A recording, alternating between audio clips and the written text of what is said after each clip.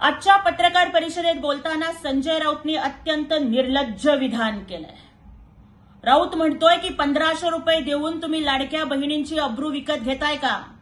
राऊत, अरे महाराष्ट्रातल्या बहिणींच्या अब्रूविषयी बोलायची हिम्मत कशी झाली तुमची? तुमची जीभ कशी झडली नाही? दातखिळी कशी बसली नाही?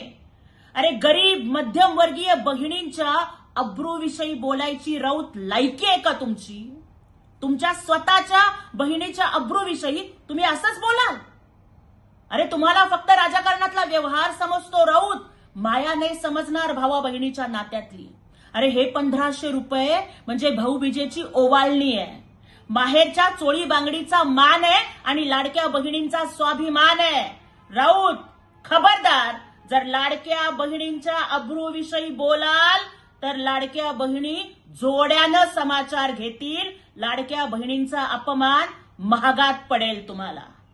अरे तुमच्या उभाठाच्या काळात लाडक्या बहिणींना फक्त फेसबुक लाईव्ह आणि टोमणे मिळाले, पण आमचे लाडके भाऊ एकनाथ शिंदे साहेबांनी 2.5 कोटी बहिणींच्या खात्यात थेट आर्थिक मदत जमा करून त्यांना आर्थिकदृष्ट्या स्वावलंबी केलं.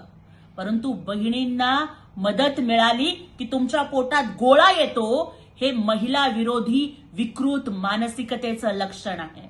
राऊत, आता तरी बाज या, आता तरी थांबा, नाहीतर तुमच्यासारखे ज्यांची राजकीय अब्रू सत्तेच्या बाजारात पार लिलावात निघालेली आहे ना, त्यांचा बाजार उठवल्याशिवाय लाडक्या बहिणी गप्प बसणार नाही.